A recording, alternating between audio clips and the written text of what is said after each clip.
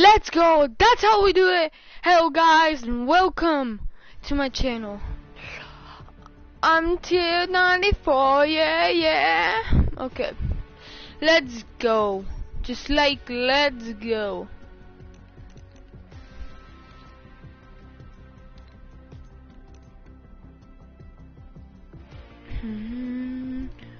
Oh, so high. Everybody gonna say it's up to me. It's up. That's the price we pay.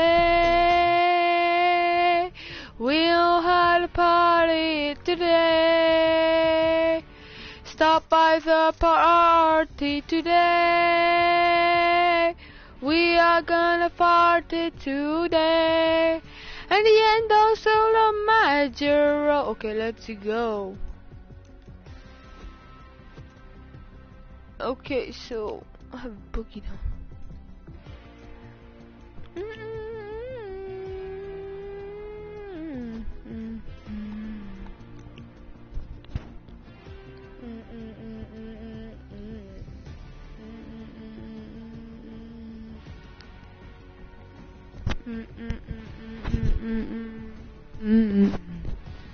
That's right.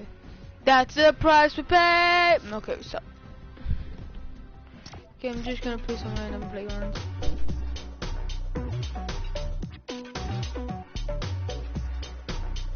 Tell him that I'm like a pro that's using a voice changer.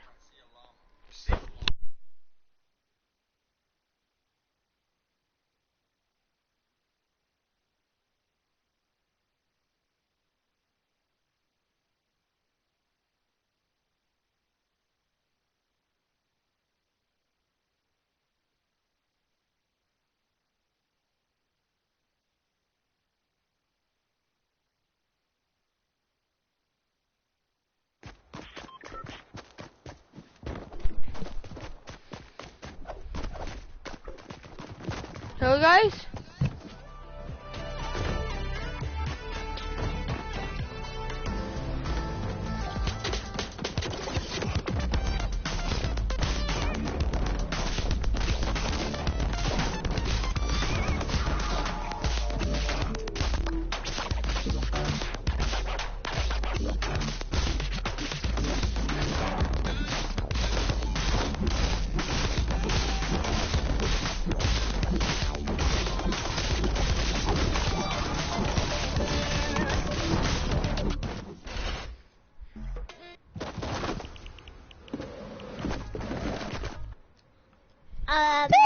What's up, bro? 50. Hey. What's up? What's up, bro? Who's Blaze?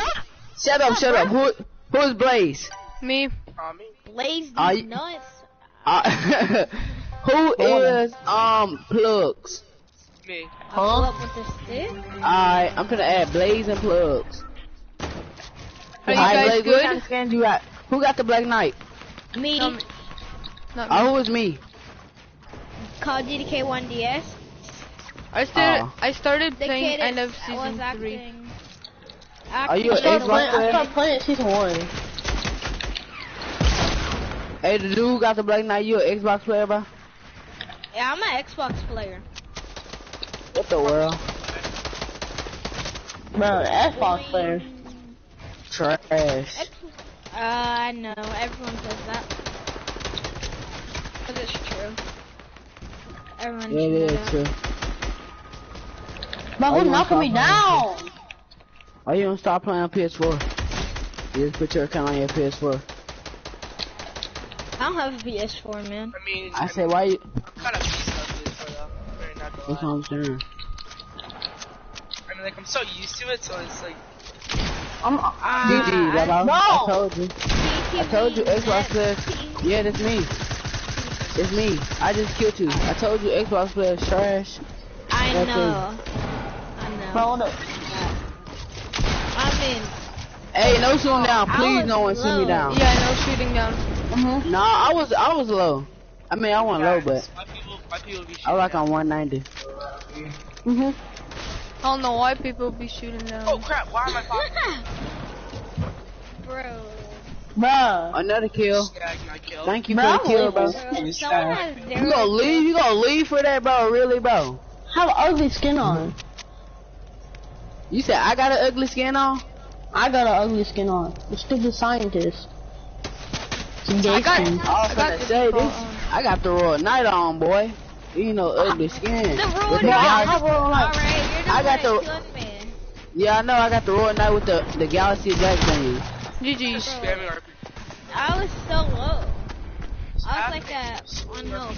I I know you know was on like 1 HP because I hit you for 30. Yeah, I was like so low. Bro, really? Someone just tried to shoot me down? Or I just knocked myself down?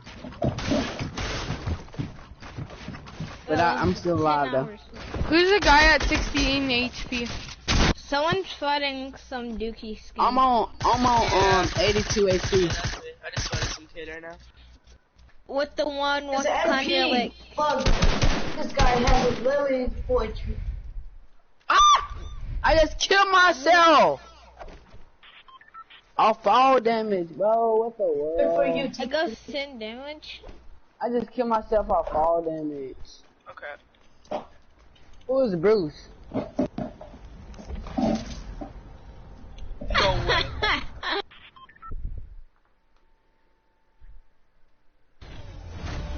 GG's.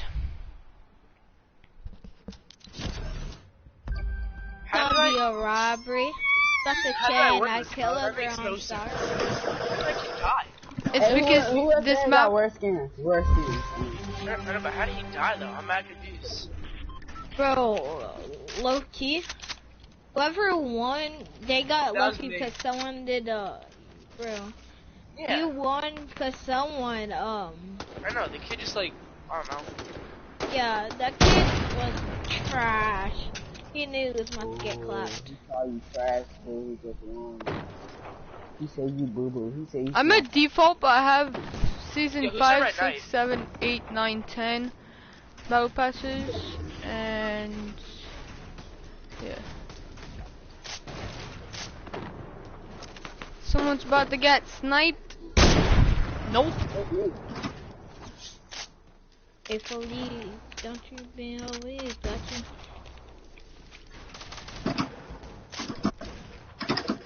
For the kill, kid.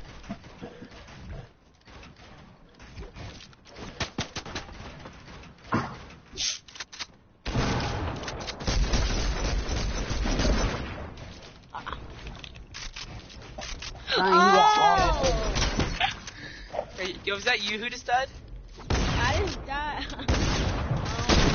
Were you the Black Knight? Yeah. I just died. Spawn. Ow! Who am I watching? It was mixed named Max Tricks. Trick. Yeah. Players? Oof. He's so trash, bro. Oh. What is that? What is he doing? This What is kid's Slayer like, 18 doing? What the heck? What is happening? bro. Breaking already! I want you to do this. It's taking hours to place a ramp in a wall. Hey, What is he doing? plugs. I literally can't watch this. Plugs. Don't say that, bro. That's not even how it is, bro. How your name is? What is, bro? Even a default can do better. I know, that's what I'm saying. This kid is so Ploops. Ploops. what? Ah, man. Bro, Hey, Bruce. whoever's left Bruce. alive, y'all better be a sweat. Cause this guy we're watching is so What's Ah, up? what team you start in? This kid, bro. He's so bad. What's up? What team did you start in? Me? Hey. Season 3? Season Yeah. 3, yeah. What kind of skin do you have? I don't know. What do you mean? Bro, does this kid know how to I don't even run? know what skin I have. I don't even care what skin I have. You say you don't know what kind of skin you have? No, I said literally to look at my inventory. I just put random. What the hell is this kid doing? I can't watch this. I can't. This kid's like so Guys, are we done yet? trash. Yo, A yellow yarn. you guys need to finish the game. Yeah, Can't this watch kid's so trash. He's Guys, like have we done yet? floating in mid-air. No, they ain't done yet. Or watching this trash kid spawning. It does not know how to play. Game, bro. It's probably this kid's cousin's account. What the hell? I just kicked you out of the playground. No, I got kicked out. He kicked me out. Hey, accept my friend request so we can join y'all. Yeah. Alright. Yep.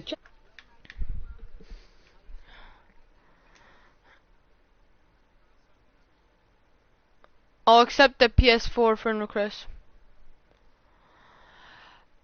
We said one day I love it to come, bring it for life, and we will remember.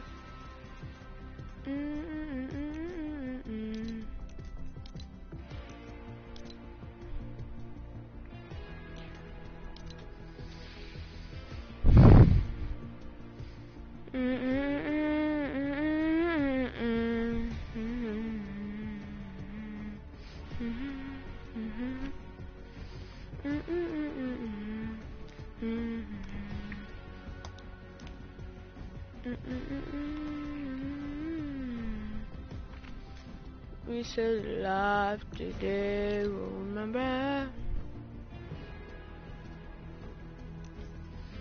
TTV new Tifu, let's go. I want to say a minute we say.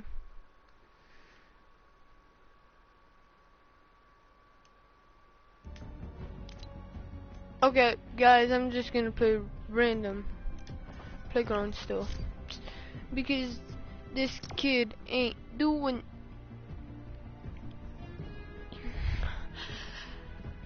Oh, okay, let's go.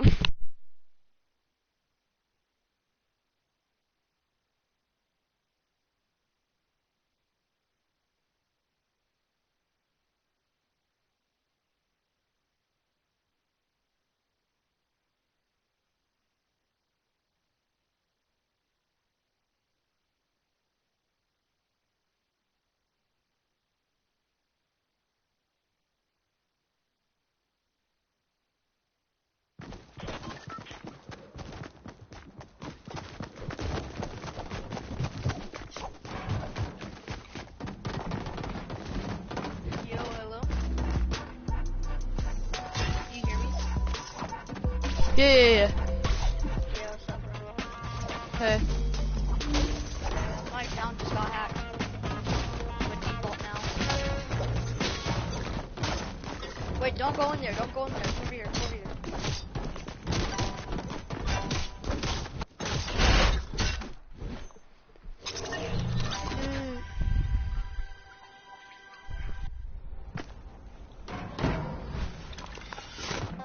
I'm dead. My gun's at, son.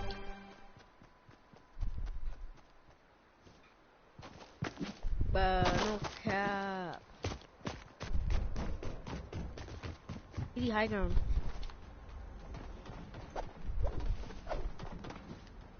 Walking to school with a Glock.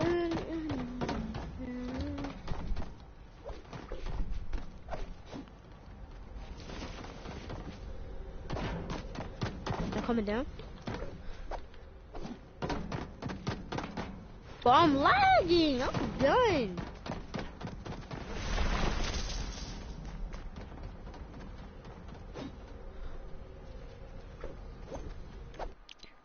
Eat that.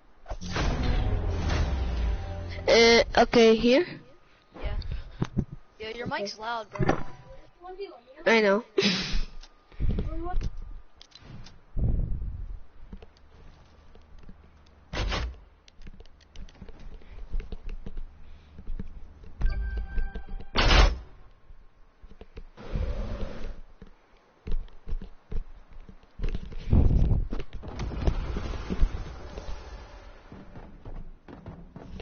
Can you guys not start it, please?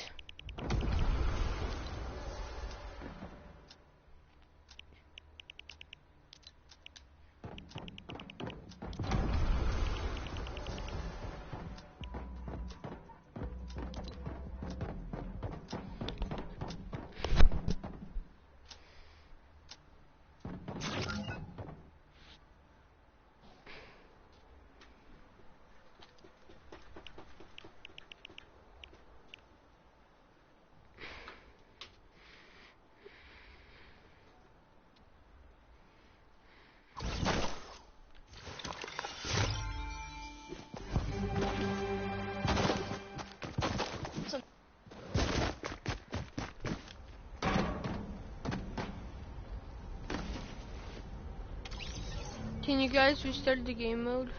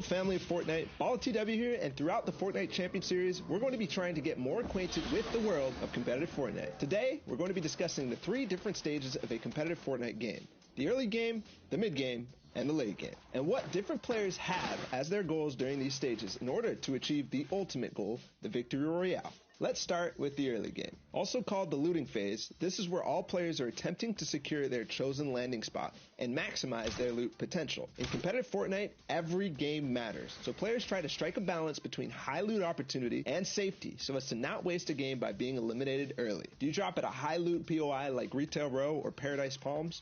Or land at a safer POI on the edge of the map, where less players drop because of less loot. Regardless, the goal is common, whether you take a passive approach by looting safely on the side of the map, or an aggressive and risky approach by letting others loot for you and finding early eliminations. Now that we know what the early game is, what should we be looking out for during this stage? First things first, being contested. The first realization players make when landing is whether you're being contested or not, to prepare for the upcoming possible fight. Trios want to try to force your opponent into the more disadvantageous position cut off from loot potential. Either they have to make a desperation push, or they're stuck with less loot where you can easily clean up. That's just the beginning, as even though it starts off high intensity with all the different POIs being contested, it quickly slows down as the rotations begin towards first zone. Looting doesn't end here, and most competitive players will have a loot path, which optimizes their possibility for finding the crucial mobility and weapon upgrades. Thanks to the new battle map feature in the replay mode, we can study these loot paths and rotations quite easily these days. So go check that out in any replay from the Fortnite Champion Series by going into the Compete tab and finding your favorite player. It will vary from game to game, but generally, we move into the mid game around the middle to end of second zone. The mid game is the calm before the storm. Before the storm circle gets too small where it forces the engagements. Most players' goals aren't positional, but in some cases, depending on how the early game went, you again have to strike a balance, this time between looting and farming, or going for the best position. Looting could include playing extremely aggressive to earn yourself other players' loot. In trios, it's much harder to play that aggressive playstyle, since fights take longer and cost more. You'll want to be efficient with any rotations or fights you have to take. You don't want to spend your precious mobility, valuable resources, or health. This is why you'll see a lot of the top players look directly for center zone in the mid game. When you're in the center zone, you end up giving yourself the most chance of being in the next storm circle when it gets revealed. You'll then have to go less distance and thus spend less materials. Finally, the end game, the most exciting, hectic, thrilling, and difficult part of competitive Fortnite. Experiencing an endgame can be confusing and hard to process, but it will also be one of the most rewarding and fun times to play and watch. This is when you take all the advantages you built in the early game and the mid game and use them to push yourself to a victory royale, and also find as many eliminations as possible. In the current Fortnite Champion Series format, every elimination matters, just like it did in the World Cup. From 6th zone onwards, where the calm from the mid-game explodes into a cacophony of tunneling, mobility usage, and shots being fired, you'll see teams go for the ever-so-advantageous high ground, where they can tunnel very cheaply and have the most opportunity on the rest of the server for elimination, as they have the top-down view. You'll also see teams call out the need to find a good layer, which is away from other players, both above, below, and horizontally from you. You'll see teams desperate for the extra materials to last them through to the full zone closure, going for impact eliminations, where they can top off on resources and power weaponry of their fallen opponents. So, whether you're watching or you're joining us on the field, take stock in the stage of the game. The early game, when you're trying to get the best possible loot while it's still available. The mid game, where you're balancing positioning while maintaining what you built during the early game. And finally, the end game. You spend all the advantages you set yourself up with to earn the victory royale. Use this to form your game plan in order to earn as many series points weekend after weekend. And maybe next time, we'll be watching and highlighting your top plays. This was BallTW, and I'll see you in game.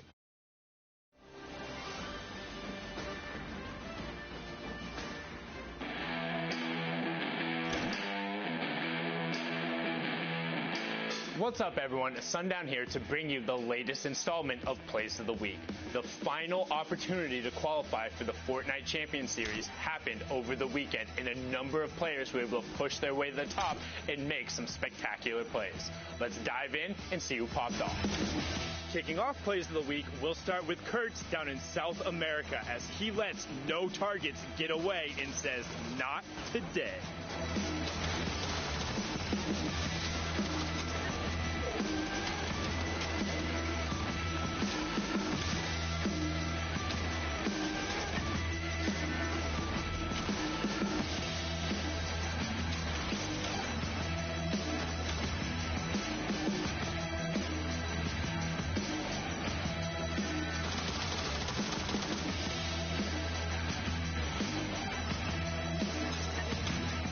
Staying down in South America, we're on board here with Nothing No Name, as he's able to pull off the hot feet flank and get the positional advantage to pick up a number of elims.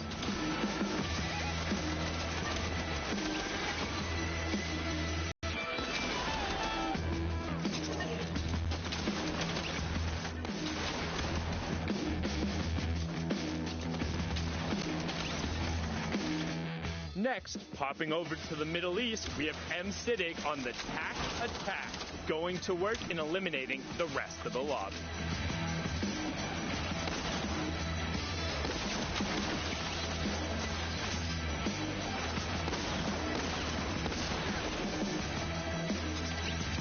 Now normally we say jumping on over, but this time we mean it quite literally, as 72 hours does the leapfrog to pick up an insane elimination.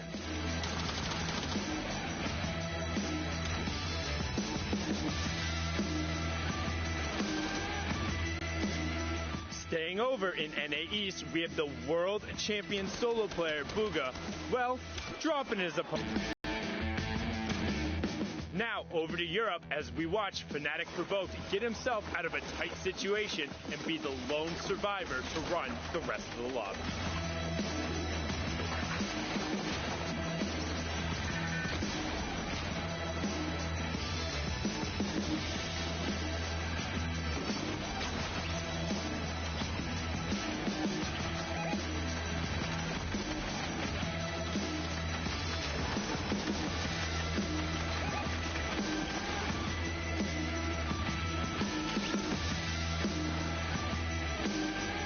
Sometimes in Fortnite, you need to innovate a little bit, and right now Jordan uses everything in his toolkit to pick up 2 quick elims.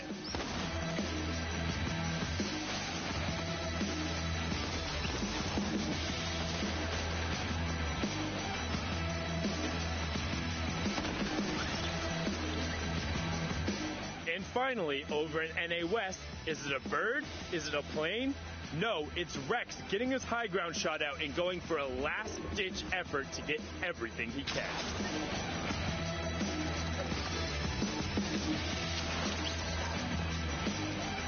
That's it for the top plays from the qualifiers, and the stage has been set as we head into the finals this weekend. Make sure to tune in at Fortnite.com/watch or in client, and we'll see you guys on the battle bus. Beep, beep.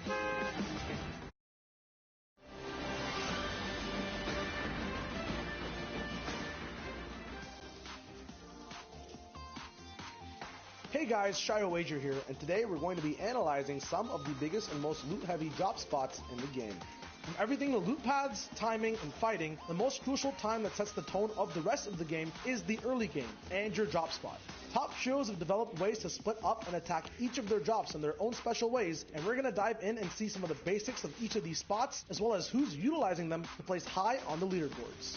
Retail Row is an old drop that returns with a new twist in Season X, with both obelisks offering high priority loot and cube monsters offering free shield and ammo drops. Getting control of this drop fast and early can put you at a huge advantage endgame, offering multiple options from increased launch pads, excess shields, diverse utility, and big hitting weapons from all ranges. This drop gets split down the middle halfway, separated into the block tops and the houses/residential side. Most of the time, looting and moving is faster at the block tops, and an increased elevation on height by default allows for an advantage to whichever trio lands there compared to those at the residential side of the drop. With 2 vending machines and multiple chests available too, the trio that controls block tops controls the entire engagement, usually being the ones to come out on top. Mongrel, Benji Fishy, and Mitro have adopted and trained at this drop over multiple weeks of the FNCS, from forcing early game fights on blacktop to coming in late for third parties from the residential side. They use every advantage depending on the type of situation they have to beat other trios and win week after week, leaving the whole lobby scared every time they thank the bus driver. Happy Hamlet has been the drop most competitive players envy, with most chest spawns and many vending machines to boot, having good options for rotations with ziplines and driftboards, as well as the option of excess loot to get snowside if you have zone. Winning this drop and having room to play is a player's dream come true. Playing this drop, however, is very difficult. Usually with 2 to 4 teams contesting you because of how abundant and plentiful loot is, you will always have an uphill fight to face and conquer quickly if you want an advantage heading into mid-game. Taking fights here is all about who engages first and who gets to third party, with most engagements ending quick, as many angles taken are vertical, making it a lot easier to hit headshots for that damage multiplier. Close range box fights are also very common, with less room for mistakes and instant eliminations on knocked players, keeping all opponents healthy off of Cypher. Eclipse, Mega, and Dubs land at Happy, usually preferring the north side of the drop, and although might have trouble making it out of early game in a few of their games, the loot they get when the drop ends up working out sets them up for exponentially more points in the end game, with lots of mobility, shields, and high rarity weapons to make big clutches with. Landing at powerful drop spots is a challenge that requires practice and teamwork to overcome. Being efficient with comms, having a plan, being prepped and ready, as well as adapting to anything you see on the glide are keys in being successful in the early parts of your game. Use that edge for a boost on the competition in endgame, securing good placement and elim points with your trio. And who knows, maybe you can be on the top of the leaderboards playing in the grand finals of the FNCS.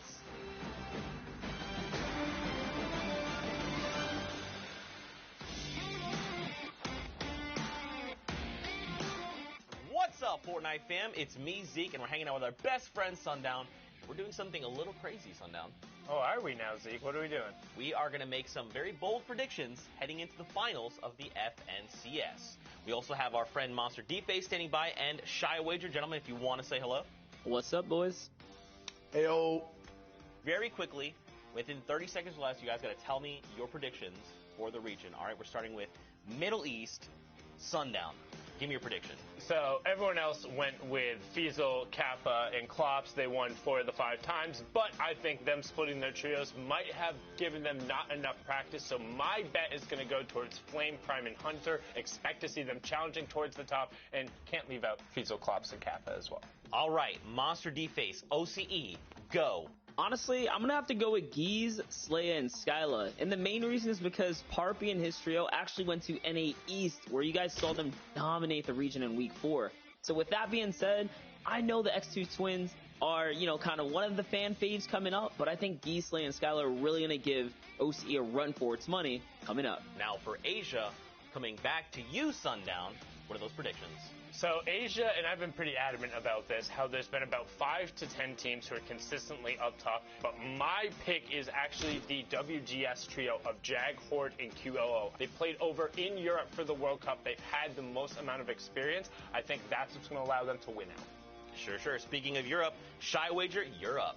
You guys already know who the kings are of Europe, Micho, Mongol, and Benji, but the only trio I think that can start a revolution are Stompy, Chinkin, and Aqua. They have a kind of counter play style. They already have a rivalry brewing with the kings of Europe, and I think these guys will have the edge taking it over at the end of the grand finals. All right, for NA East, Shy, we're going to pick your brain again. Give us those predictions. So one of the favorite picks to win NA East are Bucky, Animal, and Aspect, but I think the counter to that trio, who's really strong at the moment, is Clicks, Crims, and Spades. They play kind of a rugged type of low ground situation, always getting their win condition at the very end of the game. So I think their type of randomness and weird plays that happen at the end will have them make big plays to win at the end of the grand finals. Now let's talk about Brazil. Gentlemen, I'm going to take this one. I'm going to make a bold claim here. I'm going to say the red trio is going to bring it home. Snow, Avalar, and Techno Viking.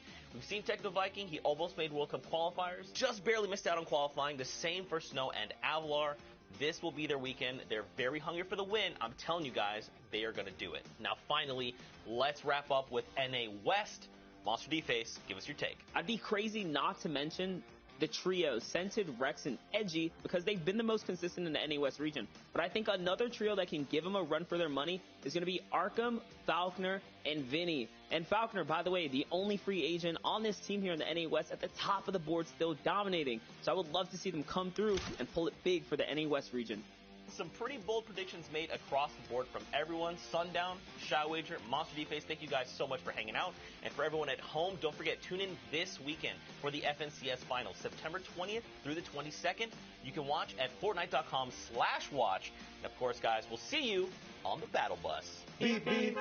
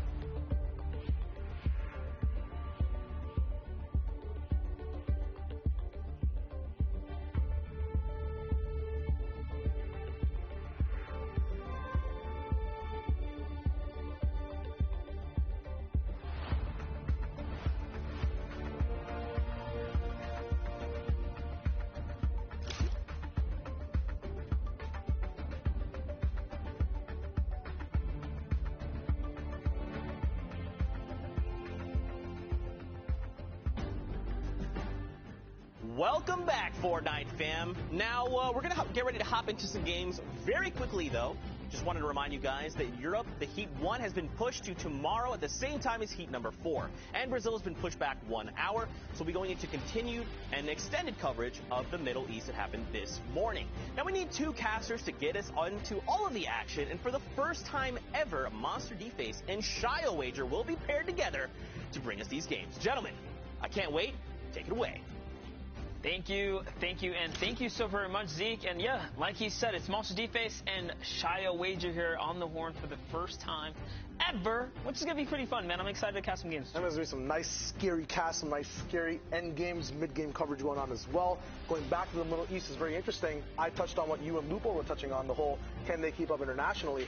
I thought they did a bang-up job. It was very nice, fight dynamics, end game rotations. It was just got good stuff all around the board. Yeah, it's one of those things, right? They weren't necessarily new to the scene. They just have a new kind of, platform to play on here. So to see all of the Middle Eastern region under one hub, that has been very exciting. And it's also important to note, some of these guys are playing out of Southeast Asia as well. So shout out to you guys. Trust me, you're not all just kind of clumped into this region. We get it. It's a combination of a bunch of different types of players and people from different regions of that area. So far, though, they have done a great job. They're talking predictions as well. I'm pretty sure we have the same predictions of Klops, Fiesel, and Hero Kappa, who are coming out on top right now. We saw them just come second in the last game. So even when the world is against them, even when in all odds they shouldn't be winning or gaining points, second is a big feat, especially with Elam's to boot on the side as well. Yeah, for sure. When I actually did a VOD review over that trio specifically, they had some serious setups, and they were actually landing in the junction area, and I wonder if they're still playing it. I would assume so. I haven't quite seen the early game up there, so hopefully production can kind of look out for us and start us somewhere up north. It'd be cool to see, kind of if they're sticking to the plan from the last time I reviewed them, or maybe I spoiled all the surprises, right? I mean, the big note about the trio is that they have had 2 partners, or they've had 4 people playing in total. They started with Hero, Fiesel, and Klops. Then they switched over to a guy named Flosa, who's also part of that Alter Ego org. And then now they've gone back to Hero, back to their, kind of natural dynamic of how they qualified in the beginning, how they kept on top of the leaderboards. And it's going to be interesting to see what they learned from the more aggressive style of Flosa, coming back to now the whole strategical, tactical, more launchpad, macro-oriented gameplay of Hero Kappa. And you got to show some love to Hero Kappa. When we were checking out his gameplay, he was leading in frags, at least in the review that I did. He was really popping off. He was leading the box fights. He was getting the trades, setting up all the exchanges, and that's what you like to see in your trio. It almost makes me wonder, was he just AFK? Was something going on? Like, what's the story behind there? And that's one of the fun things when you're discovering a new region. It's learning, right? Learning about what these new players have to offer. No, absolutely. Interesting factoid as well. The one thing that we saw was they actually used Hero for one of the open rounds and then switched to Flosa halfway in the in the semis to go to finals. So I'm not sure what these guys are doing, if it's a flexible pick, if it's the first we've actually just seen substitutes being used before, ever, right? Because we did see duos, partners switching off, but now when you have a whole team dynamic, subs come into question. So could it be that type of scenario, or are they just looking to learn more things? Scheduling issues. It's going to be fun to see how it translates to when we're watching the games. Yeah, absolutely. There's always so much to learn here.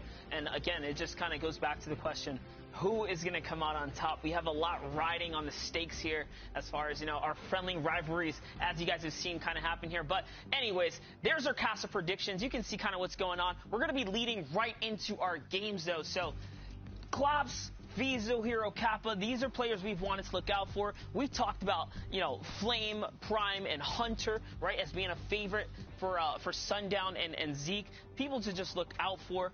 And these are the teams we really want to watch and see if they can continue to pull that consistency throughout the weekend here today. But here's our game. Here's our map.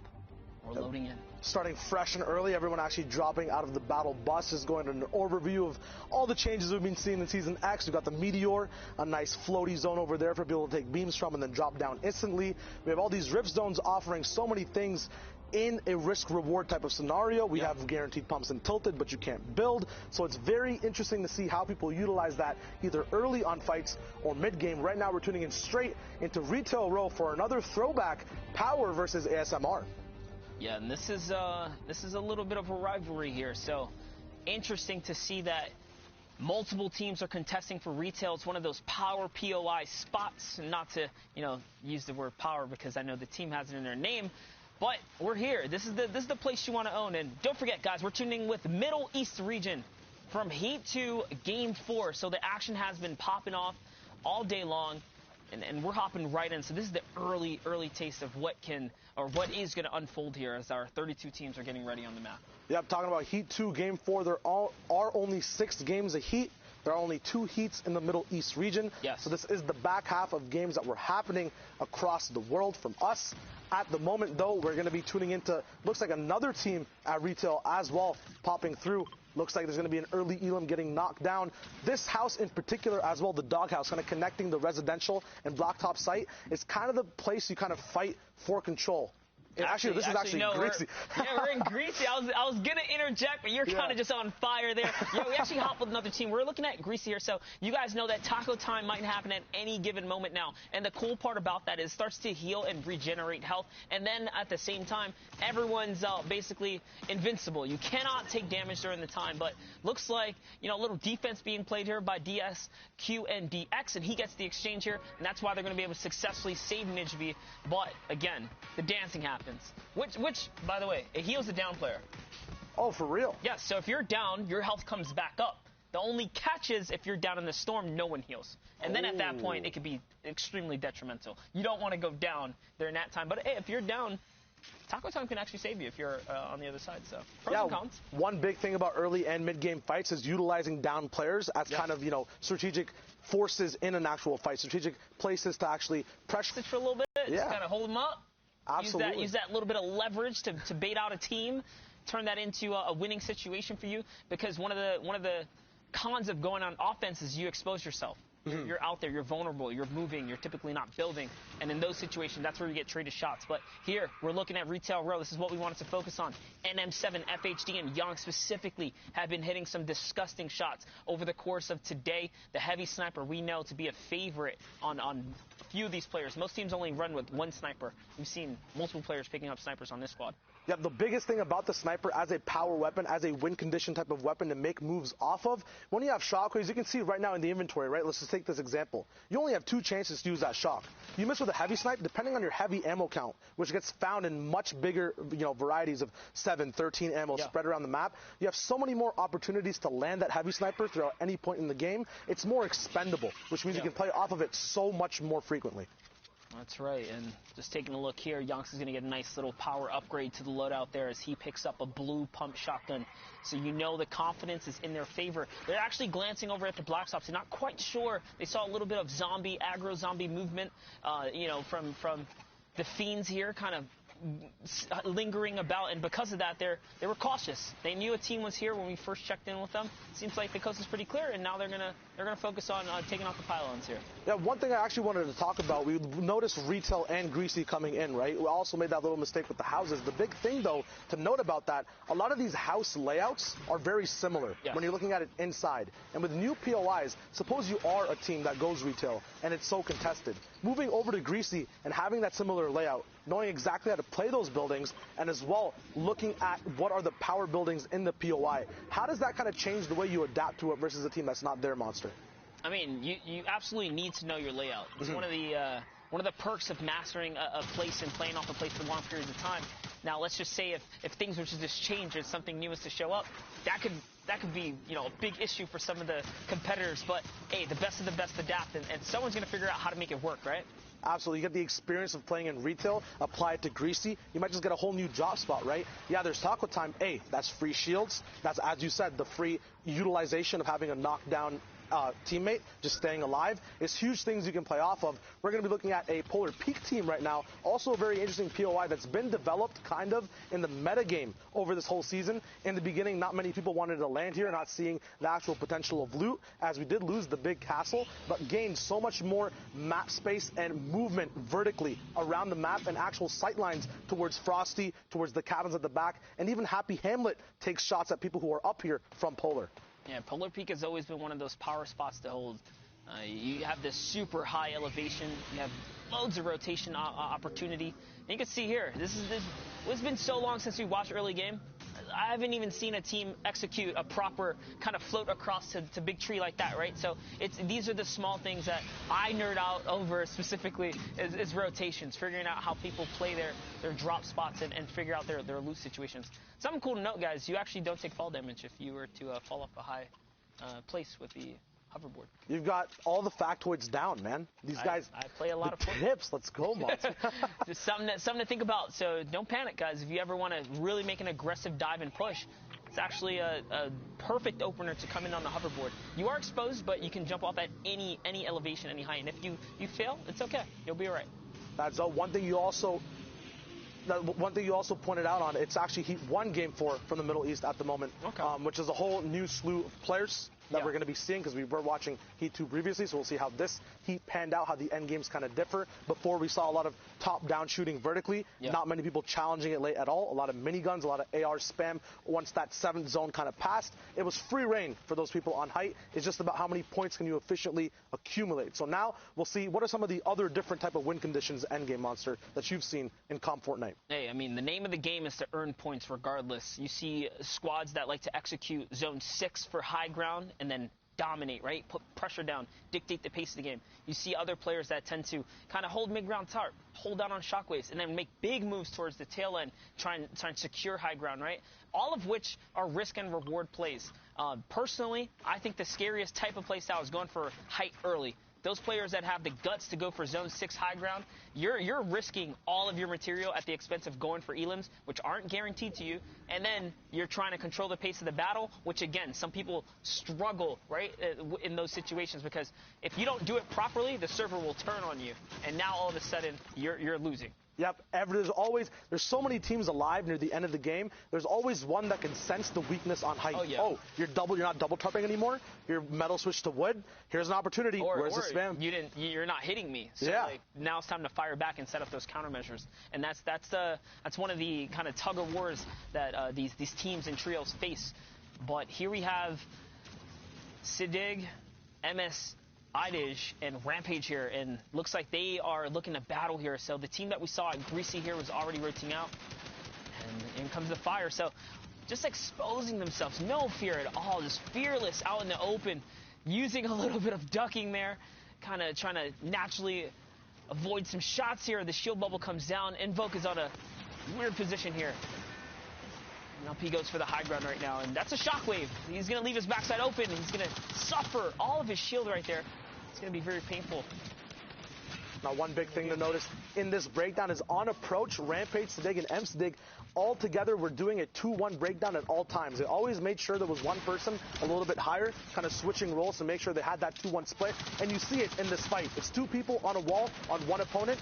Then you have the breakdown of one person supporting up top. Right now, Rampage is in the big fray of the fight. Not sure exactly where his teammates are, but you can presume if he's on a wall, there is a teammate there to respond. Kimmy responds to the bullets by going absolutely knocked down in that state, and now going to be getting siphoned by his teammates. Now everyone grouping together. This is very good use of timing in the fight, because when you're split, you do have a lot of pressure, but there's a lot of risk involved. Now coming back together, if someone tries to peek you, you have 3 people aiming in. It's very good use of splits and regrouping. Yeah, and something to learn from that battle, guys. If you notice how quickly it ended, is because they managed to just isolate. They isolated the player, they hunted him down, they forced him into a frenzy to build up for high ground, and that was the first pick.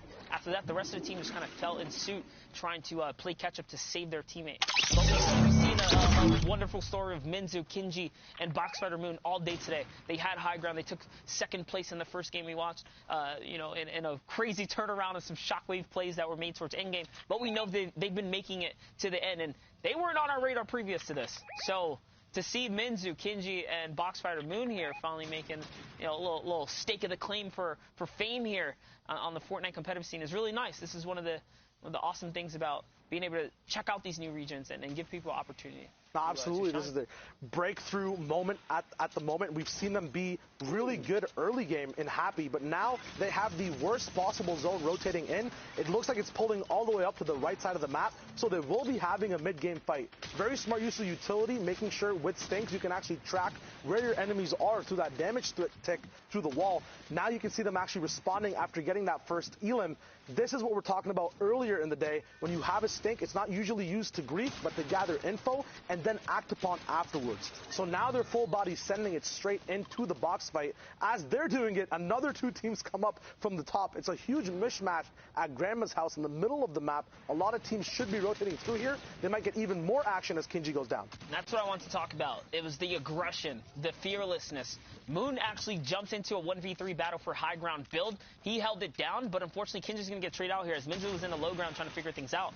And now suddenly, because they didn't, pull back the reins and play it patient here, they found themselves in another battle. But looks like these things are putting into great work as they catch another small pick there. And they managed to fend off everyone. So we'll see if they can get the reboot card, maybe pull out a clutch save at some point or another. But teams are in shambles here. Absolutely. You touched upon it earlier where, we're happy to see these early games. And, in comparison to all the late games we always see, it's dope to cast a huge early to end game. One big thing that applies to both early and end game. In the zone, by the way. Is timing. And this is a big use of timing right here, right? We do have a minute 14 till the zone moves. You do want to pick your teammate up, but now you're messing with not just one, but two resources. First of all, you're losing a lot of time and positioning on the zone, as well as HP pools coming in. You do have a lot of loot you did gain from the fight that these guys just had, and slurps to tick through, but the stuff you use early to pick yourself up, you will not be able to utilize in the end game. So time is shared across both early and end. It's both effective. We don't usually get to see it used at the end game, but every decision you make, maybe they wouldn't have had that mid game fight if they were faster off their looting, right? So seeing exactly how they move across the map, how they utilize time, can actually get into where they are in the middle and end game of their gameplay. Yeah, so they sent one player out to go kind of, obviously get that revive, and then they stood, or they left Moon back behind to, be that presence on the build on the skeleton that remains of what the fight was, so that the team below, is cautious. They don't necessarily, want to move or get that freebie rotation out of there. So the whole team is back. Now they're able to reap some of the rewards here, the loot that remains, and suddenly they're all back in action here. Now with that launch pad there, they are going to be okay to get the rotation. But remember, he did catch a knock, so notice. They just want to go ahead and take a peek. See who's left here. What kind of loot can they still kind of grab up before it's time to go? And it's a short rotation, so they don't need the launch pad either. Looks like they are going to decide to probably go on foot here. A short rotation, definitely risky, though. There are 65 people alive right now in the circle. Placement is a long ways away. Looks like Zanzis might be the last person in the trio from this fighter. One of the trios trying to move in. We'll see if it's possible for him to actually sneak through on this launch pad. Very patient gameplay there. Hopefully he has heals to come in. But this is the big problem with missed timing and getting in the zone a little bit later than you want. Kinji getting absolutely lit up in the air, going to be launching down. Might have to use hard mats early on, which means he won't have them end game. Once again, you see these connections between early and end. Usually you don't get to see why people are in such positions, but these guys took fights. They have to respond with the appropriate materials, and now they're actually turning gears to the offense. I think they noticed this guy was solo right here on the left. They do have a beam opportunity on the launch pad. Hopefully they get it. A lot of trees in the way, though, Monster. This is very interesting to see how these guys are kind of moving around the map to get in the zone mid-game. Yeah, so far so good. Again, another little buff up to the loadout. When you get that minigun, suddenly now you have the means to put the pressure up. And TR Zanzis is going to fall there as they were relentless on the push. They hunt him down, they catch him down right there, and that's going to be a nice replenish for materials and loot of the sort. And they're big chilling right now. They have everything they need. Medium, light bullets. Mats are in a hurting because they're asking for attention from the server. But other than that, the points are accumulating. The steamroll is beginning here. The biggest thing to worry about is that zone still pulling up northeast over and over again. It means they have to move more vertically. There's already a hill in the way. Moving up pressure, you have to deal with lava, ever-changing ultimate low ground as well. There's so many things to take into account, and now they actually do have to move towards that way. The whole server could hold them back. We'll see if they use their utility to push through. And here, back with his team was Siege here. You saw a couple shots trading out, and interesting, the ME region kind of surprising me here with how much they are using just everything in their arsenal to fully commit to these battles here. They're throwing stinkers, laying down fire, and then fully commit into rotations and box pushes here. So this is some aggressive play we're looking at, Shayo. And it doesn't look like it's going to stop anytime soon. This is the type of play style we kind of signed up for here. We checked out this region, setting up the ramp boost right there. He's going to catch the 50-50 wall, but doesn't matter. Eagle isn't even looking. So catches that guy off guard. Still pick right there. I think the difference in this trio is that usually people look for weakness to apply stinks to. they make the map weak. They make other trios weak first. Then they're like, oh, okay, these guys are weak. We're pushing in. They know exactly what fight they want to take. They actually make fights happen rather than sitting back and waiting for them. Right now, looks like these guys have 4 elims together. They're still affecting trios left and right, either picking up strays or making trios have just stray teammates. We'll see how much of an influence they have on the rest of the game, because it looks like so far they've affected 5 different trios coming in from the bottom left side of the map. Yeah, Rampage actually took a lot of damage there, as does MSI Dig as well. And that's because the heavy sniper from the opponents nearby, they're just popping open those builds, following up with heavy AR fire. That's why they're able to, unfortunately, that's why they lost a lot of health here. But now having to expend all their heals, it kind of seems like it wasn't worth it. The teams they've taken out didn't really reap big rewards here. Now they're in a weird situation, scrambling for health and loot, but it's okay.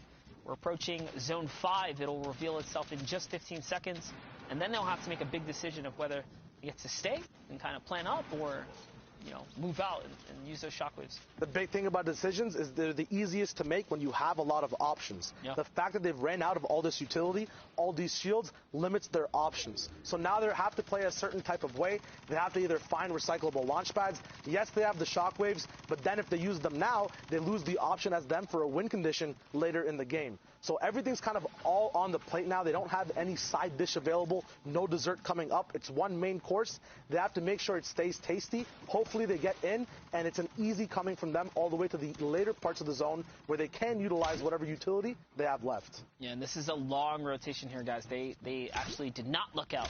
The zone is pushing further and further away. Lucky for them, you can see the server is proactive. They're moving first, which is good, because if everyone's on the move, it allows you to cut across the field. The team's up on high ground. Hopefully wouldn't have had their ARs loaded, but not the case here, as Rampage gets chipped right out. He gets taken down this no-fly zone here, and he lands right next to the team. He's unsure of what he wants to do. He's trying to stay close but not fall down to a layer where he cannot be saved.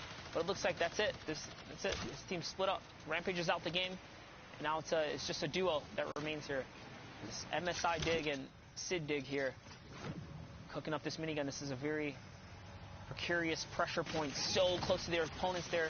You can get punished in return with a shotgun. It's not going to be the case here, as they're just dictating the push here. Jib goes down. It's going to be a nice catch for them. He actually just finished that. It wasn't even his elim. So he's just trying to be really sneaky here, see if he can steal some of the rewards here from the down body. Little does he know, it's right over lava. It's probably not even retrievable. Yeah, man, one big contingency off of coming off of a launch and losing your shield. It's a very risky, very, very risky play, is going towards another trio. Yeah. As you saw, they use another person's shield bubble because you attract all that heat. Maybe that trio doesn't want to deal with it. They're low on mats. They use their own resources, right? You turn 3-man's loot into 6-man's loot. The thing is, 3 of those people next to you are also not on your team. So as soon as they sense weakness, they turn right onto you. You saw that with Sadig here, who now has 6 HP, taking a whole minigun brawl from the trio that was closest to him, who was he was utilizing their shield bubble to kind of take protection from, but once that ran out, they knew exactly what was up. Now we're moving into that 6 circle off of half and half. 45 people left alive, 19 trios still there, 70 to go down for placement. Yeah, still a lot of trios left in the game here, and this is a really weird spot to battle, especially with the low health. You don't want to step in the lava. You can't really afford to, and the elevation is only going to rise here as they go up and over the volcanic mountain. This is one of the steepest points in the world of the Fortnite world. This is similar to the polar peak climb here. It's a very steep wall you have to get up and over, and if they don't move soon, they're going to be stuck with their backs against the wall here. But you know what? It's more important, exactly, to try and pick up some siphon here. So Sigil going down there is going to be huge. That's going to at least help Sidig get some health here if he can kind of hold out. A launch pad's going to be placed down in Upsy Daisy. Now into the next zone they go, and great tracking of his teammate here. That's actually a phenomenal job, even under the pressure and the circumstances that they found themselves in. Great job tunneling and finding his teammate. Yep, even off of height and mid-ground, you mentioned going through this weird zone that's very vertical. Height still has a tough job actually tarping in and making sure they can actually shoot down on people while they're moving around, because they have to change exactly how high they are. That's why you saw these guys not get beamed exactly where they were. You have such a dynamic placing of all the mid-ground layers as well, going up and down, changing layers based off of now natural low ground, because if you're too high, that's a threat, right? You want to be in the perfect position. Now they're using shockwave nades. The biggest thing about these, though, is when you're using them endgame, you do take a 10 tick every now and then. These guys only have about 60 to 70 HP to play with. So every one of these shockwaves must be perfect, and some could also be saved. Jiren actually going down for a huge Siphon Elim and mats that these guys did need. They were almost shambles. Now they're not. The last almost shockwave coming in from Sadiq, still taking ticks away from his teammate. Sadiq actually going down. Sadiq is the one up here. Another Elim on Fahad. He goes down. RPG available as well. Looks like Sadiq actually caught up with him in that mid ground there. Having mid ground over here is such a big deal as well, because you don't have to deal with any of the vertical pressure or low ground weirdness that goes on with the change of the map. That's some interesting decision making right there. They split the shockwave, saying, you know what, we can't afford to make any errors, right? We can't even shockwave together. Let's split up. Let's use our own shockwave so we can't make any mistakes. And that's what they're doing right here. They're trying to execute the perfect ways possible. Unfortunately, as I kind of brought it up, Dig does make a mistake there, and now he finds himself in an odd situation. He's in between all these enemies. His teammate's up on high ground. Up, he's trying to go to him. He's just landing in enemy boxes right now. That one big got to make a big move here, and he's going to get caught off guard there. Unfortunately, he did try to get that high ground. He was not fortunate enough to kind of secure the deal here. In comes the minigun pressure. This is an awesome job right here. NJ is going to fall down right there. The Siphon has to come through here so he can get this health bonus. This is putting him in just a better and better situation as time ticks on. And it's looking like a solo right now. This is looking like a solo endgame here, if I'm not mistaken. Everyone representing and looking out for themselves here. There's a huge, heavy snipe shot right there. Dig's going to get really hurt. Can he trade out a shot? The zone's going to go ahead and finish him off here as Power finds that one right there. And it's MN7 versus this last player right here. There's only 2 players remaining, Shayo. Yep, it's game 4 in Heat 1, and the competition is getting hot. We have a big pump coming in. ASMR Spy goes down. The Power ASMR rivalry finally ends in the end game. It's now a 1v1 to see who gets those final 4 points, 3 of placement, 1 for the Elim. Nice, big, easy, fast peaks coming down from NM7. Full Lana available. He does have that pump or shotgun delay since he has 2 tacks in. Will it make a difference? Almost not even out of mats at all. A nice 180 tack shot from height. Takes down DSQ and D for those big points in. Power is still on top. They can't be stopped right now. Huge game from them. That was wonderfully done for NM7. And with that, we're going to head over to the floor with Sundown to give us a nice little recap. Thank you so much, gentlemen. And we see the Middle East has been heating up in the action that occurred this morning.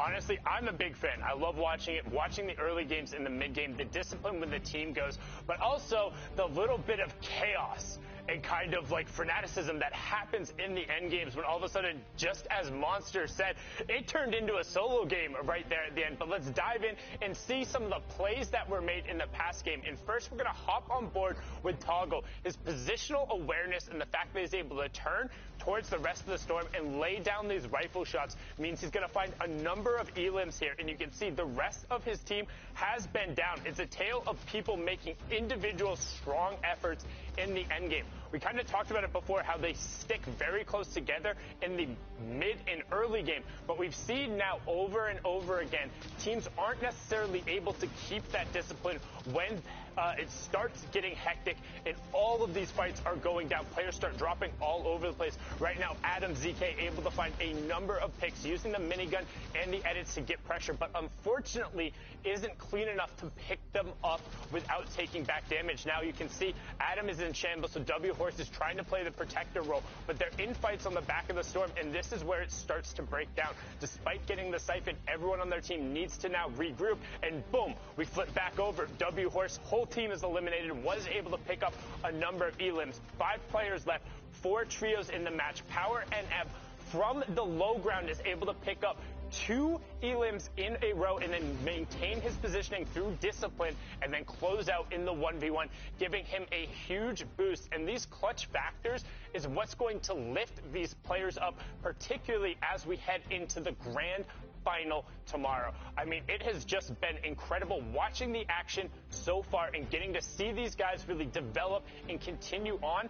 And I just want to see what else happens going forward. We're going to throw it back into game with Showager and Monster. Gentlemen, take it away.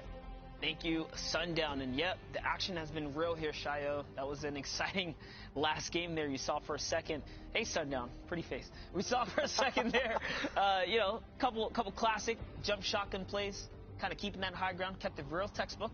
There was that was his game to lose if anything, and having the mass to close out must be real good for the Power trio who's been showing up this weekend.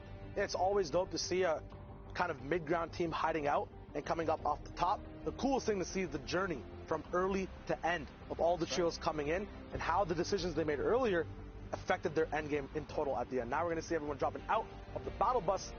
Talk about the breakdown, Monster. Yep, here we are, guys. Middle East, Heat 1, Game 5 is underway, and we have a really odd split here. It's a southern cut on the bus, which makes it any teams in the north-northwest side are going to have a rough time cutting across that field. By the time they touch down, the zone is just about to reveal itself. So those valuable seconds can really cut away from your loot timing and your battle positioning period. So you can see anyone that plays those southern areas has got that touchdown first. They're already getting to looting here. Now we're going to tune in right back with Dennis, Mev, and Namfu. We saw them have an amazing performance early on in the day. We're now Heat 1, Game 5, one game away from the final game of the Heat, kind of dictating who is in that top 16 scenario. At Sunny Steps right now, uncontested. One big thing about this POI you want to have at all times is the actual POI uncontested. There's not that much loot to kind of split off on trios. It's a very easy game or an easy place on the map to disengage from. So if you have two trios contesting Sunny and then one dips off, you leave both of you guys pretty much in a very shambles position. So it's very good right now. They have a lot to loot, and they have a lot of the jungle available around them to have some of that, spread out sparse loot on the map. Yeah, and one of the things about fighting within these pyramid structures, building's weird. Going outside the building to build on the pyramid itself is weird. Mats are kind of scarce, right? Even with the bonus farm format, when you hit stuff during in these arena settings, yeah, you gain a little more material, but you don't really gain much from these stone structures. So battling here in early game is a scary thing, especially if you don't get the loadout of choice. So for them to have it clear as day right here, it's pretty nice. Very dope advantage they can see kind of pushing off into mid-game. One big thing about having free early POIs as well, we talked about it earlier, options. They have so many options of what they want their actual loadout to look like. A lot of the time if a fight happens, you don't get to see a lot of the loot early. You're going to have to move on because zone's catching up. Right now, they basically have an entire buffet available, and they get to pick every single thing they want to eat. It's amazing. We have stinks, medkits, minis available. Now tuning in to H-Man up in Greasy Grove. Big elims coming through, two back-to-back, setting these guys up. No taco time to stop the mid-game fight either. These guys are going to be moving through, have all the shield available, and the whole POI free. Yeah, just like that. You wrap that team up real quick. You saw a little bit of taunting coming out there from H-Man. Dampton a little premature before the taco time. It's okay. He's got to get his groove on somewhere or another. He's probably going to make it to his Instagram before the day's up. Here, let's take a look at the loadouts. The loadouts pretty rough. Just a shotgun, couple shields. Okay. We'll be able to grab some of the spores of war here. Now we're talking. Now he's looking like a real Fortnite gamer here.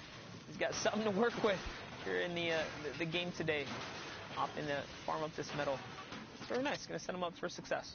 Yeah, it was a super early game fight. You see the contrast of the actual loadout at the same time, right? We have full fleshed out loadouts all the way at Sunny, and now in Greasy we have people just starting up. The big thing about having Greasy free as well is the farm rate and everything around that too. You have everything set up for you. The momentum's there. You're always comfortable. And it's a very easy way to kind of segment and know exactly when and what to build. You're never worried about missing anything mid-game. And also remember, ladies and gentlemen, Storm Surge is active. So, honestly, you kind of want players to land on you at your POI. I know in a perfect world, you beat Storm Surge and you get a whole zone to yourself. But in the real world, in the real Fortnite world, usually doesn't really work out like that. You want those free picks, those early picks. You want your enemies to, botch their landing, not get the shotgun, pump them, catch them easy freebies. So getting those early game fights can be beneficial, especially if you master your craft. I think early game is one of the hardest, times, or one of the hardest Fortnite things to master, really, I should say. And a lot of teams struggle. There are some players that can pop off in a lot of situations, but they can't really get their gears rolling. They tend to struggle in early game. Yeah, with few mats available early since you don't have to farm out unless you find the llama, and so many spots on natural cover to move around, it's very unpredictable, right? And the top player's worst nightmare is kind of being in a fight in an unpredictable scenario. You have to kind of react to what's on your screen. If you have more than one person focusing you down, that's even worse for you, right? You're always back against the wall. You want to have everything available for you. You want to have some room.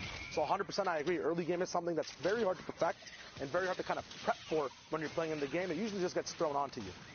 And these guys are using all this retail row kind of extra loot to really capitalize and find the perfect loadout. So Yonks is going to get a big upgrade right there. Going from a great tactical shotgun up to a legendary shotgun. Legendary tactical, we've seen multiple players, even that, rare European game one we got to catch. Now, I call it rare because you guys know the issues that kind of unfolded today.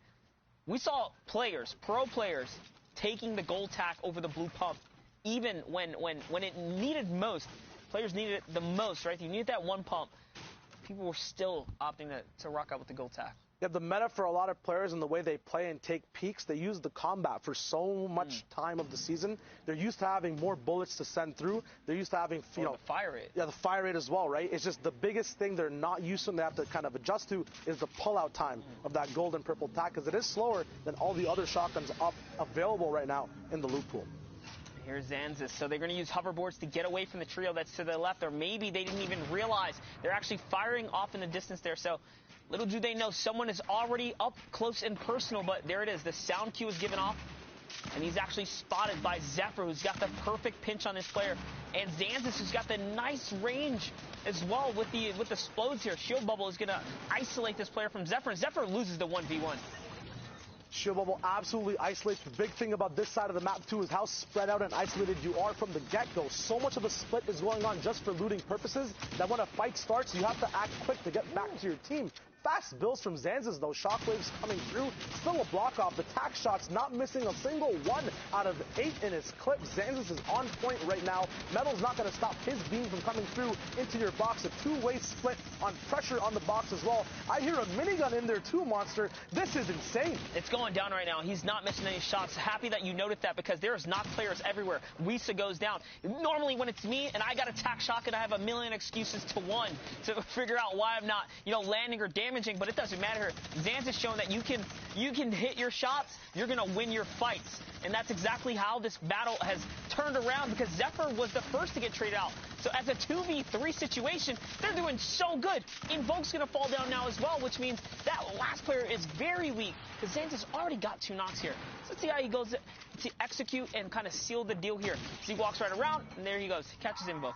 Absolutely no hesitation at all to use any type of utility. Not a certain pattern we usually see. People are more safe and scarce with what they want to use in a fight, especially this early. Mid-game, I understand, throw your 6 stinks. But this Sans has just used, I think, upwards of his entire rocket clip with what the GL came with as well. And the minigun ammo, no care for it at all. I think we just dropped down from like 600 to 200. Hey, Still reaping the benefits. What they say.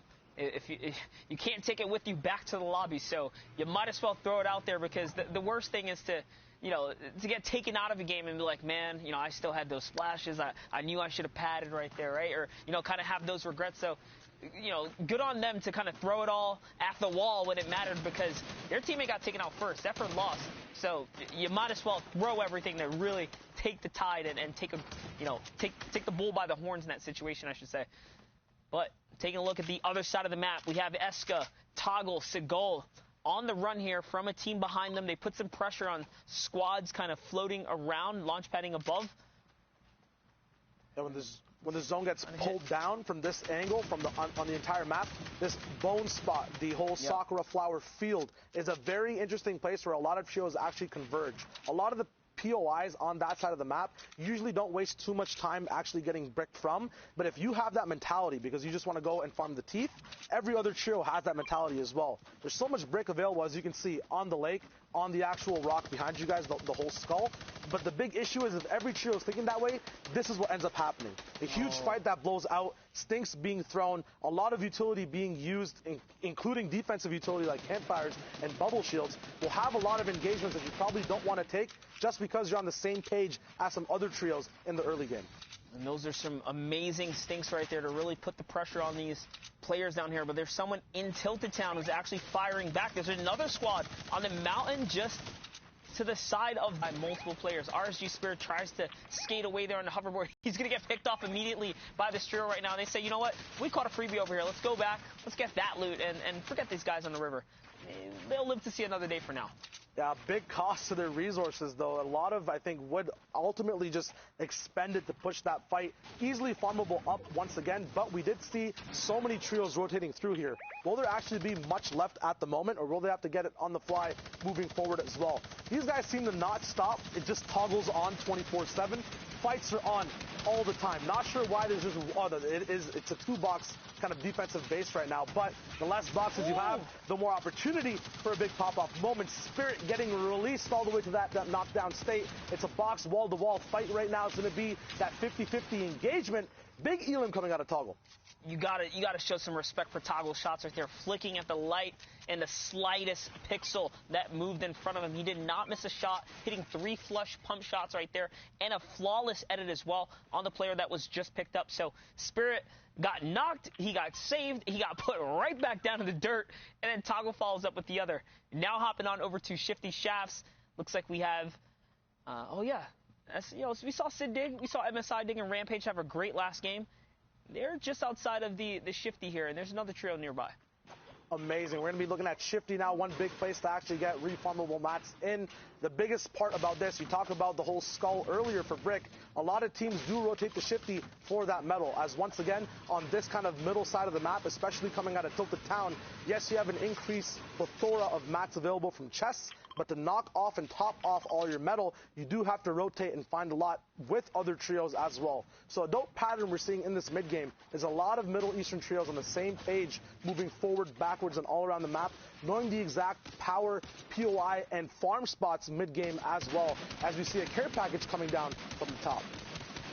That's right, and ladies and gentlemen, we are here. It's Shio Wager, Monster D-Face. We're looking at the Middle East region. We're taking a look at these heats, these games that are unfolding here. A region that we have not covered will show up for the next World Cup for all we know, right? Yeah, the scene can only develop more and more and more. They can only review more and play more, which means they'll only get better, and we'll see even greater and bigger things. One big thing I've been seeing these guys utilize mid-game and very early on as well, I want to ask you a question, Monster. What do you think about the uses of shield bubbles mid and end game? When should they be used? How do you manage just having 2 in an inventory? Yeah, from what I've seen, the shield bubble is obviously one of the most, effective tools to canceling out fire coming in on you when you become the focus point of a server. But more importantly, the perfect way to isolate a team when you decide, hey, we want to pounce on this target as well, so that no one can kind of interrupt or interfere with your battle as well. So the shield bubble is just such a flexible item, and there is no perfect time to use it, because we've seen it used to also just like clog up lanes for fire, right? Or the way these guys have come up with these innovative methods to stick it to yourself when you're on a bush or in a vehicle per se. So the shield bubble has been a great addition to Fortnite. It makes me miss, honestly, the Flint Knock, because the Flint Knock is another great addition, right? Yeah, it's a versatile item that you can use offensively and defensively at a click of a button, right? The instant actual effect comes there. At the moment now, still more disrespect and momentum. Rampage is causing a scene in every single fight he's a part of. It's great that these guys have such a good spirit when they're playing the game. They're always on point. It seems like they're just having a lot of fun playing these matches, even though we can't hear the comms. Yeah, I mean, Rampage is really cranking right here. He got that quick knock, and came right back up to high ground, and they're just suddenly resetting for the battle here. But someone's going to get dropped. It's Dig who fell behind, and now this trio is on their back foot here, as someone is looking to dive on them. We're not quite sure who it is that's pressuring them right now, but the fire is coming in from all types of ways. Out comes the poison. Okay, so it's VND and their crew up top on the high ground, really just putting pressure in. Storm keeping them out here. They do manage to get that revive off, and that's one of the perks of trio, right? Trio competitions. One player can save, one can play defense, and we see this executed time and time again. It's not like that in any other game mode, only in trios. There's so many things as well as just being part of trios. You got that whole 5 more items you can carry as well. You have a whole new role. I remember Bala saying that, when chunk splashes were being introduced and trios were like a concept game mode, you could have just a role of an actual healer in the game. And we see that, the clutch player is usually the one that carries the shockwaves and the RPGs. The support player is usually the one carrying those long-range chunk splashes, the brute force kind of pick-me-up items of the trio, whether it's medkits or extra shields. So it's dope to see that when you have more player slots available, you can dive deep into these roles in your trio. All right, so this trio here, sitting on the riverbed in a low ground underneath the mountain, at the mercy of all the teams around you. They do have a launch pad, though. And they have a long rotation to make here, so looks like they say, you know what? If we go in the air, we're probably going to get hit out the sky. Let's just try our best, right? Go on foot. Try our luck here. And take the risk to get to where they need to be without wasting material. Yep, one thing, the kind of relationship towards mid-game and end-game rotations in terms of the resources you have, I think, are materials versus shields. Yeah. So if you have more shields, you can take the risk to take and get shots to your HP pool to save those mats, drink those shields up, and then just go for siphon endgame, because it's a lot easier to get it there than to do a big mid-game fight. And me saying that, though, look at this setup. Look at this looks setup. like they're going for Rampage it. goes underneath their build there, looking for the knockdown to see if they can, sweep someone out from underneath their base. They just are not slowing down the momentum from one place to another. They're bringing the battle to anyone nearby. They're hungry to capitalize on the resources and materials here. That was a heavy snipe right there. You have two players holding down the turbo build, trying to see if they can, keep control of the wall there. Dig makes the reload on the heavy snipe, so any bust, he can make any wall bust that he wants right now. There it is. He opens up another, takes that one right there, makes a quick edit. Can he connect with the shot? He does. He catches one player, but eats a explode from a grenade launcher from somewhere nearby. The Siphon comes in, though, keeping him healthy. He's going to keep going forward. One decision he made there is not to put that stair in, but to get the damage off first, which proved good for him. At the same time, he did take a shotgun shot back, as well as an explosive, since he didn't own the stair, and it did get edited the moment that explode came in. Now we're switching back over to defense. They did get a few mats off that Siphon, his teammates at least. Now he has enough time to actually take over this whole base. They fill up their loaded slots as well with more things, such as shockwaves and a minigun potentially if they want to take it through as well. And they'll top off on the shields they used when they actually rotated in, using them instead of the mask. We talked about that earlier as well. Yeah, now looking to retreat back to the metal carcass that they left behind. Remember, metal takes multiple shots of explodes to kind of break open. They actually find a trio nearby. It's going to be a huge pump shot from 104 now, and they're using the side pinch here. And no, another team comes through. He's going to hit the big pump. He's not missing, but it's just not enough to close the deal here. Rampage is left by himself, but I'm sure the comms are, giving out. They're weak. They're definitely weak.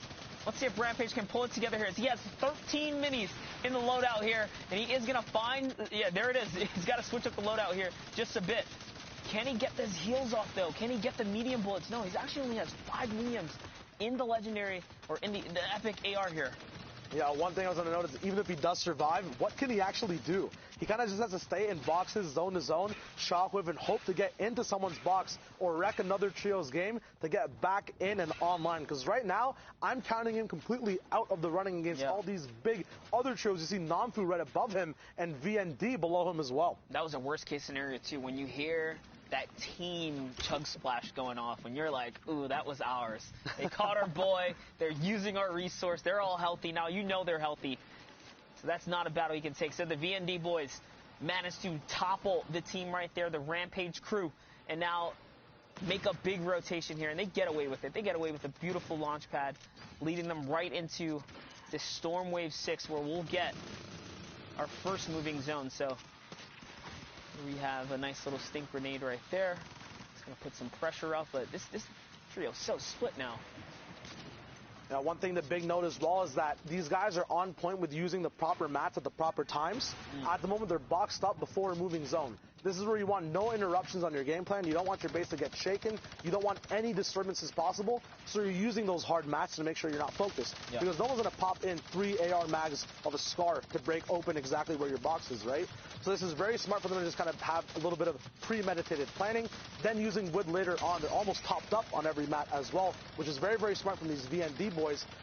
As you said, we talked about it earlier, I love having rainbow loadouts. And right now they have every color on the spectrum available. Shockwaves, miniguns, the silent SCAR, and a bunch of heals to get split over. A very cool thing Hater did right there is dropping that big pot over to his teammate. You never know what happens on rotation. One person might go down. It's good to have loot sparsely kind of allocated between everyone, so everyone has that clutch moment chance. Double minigun is going to start cooking here as they have a player on the run. It's going to be Weil who gets taken out of his Wildest Dreams right there. Unfortunately, in comes a shockwave, and Hadar finds himself in the zone right now.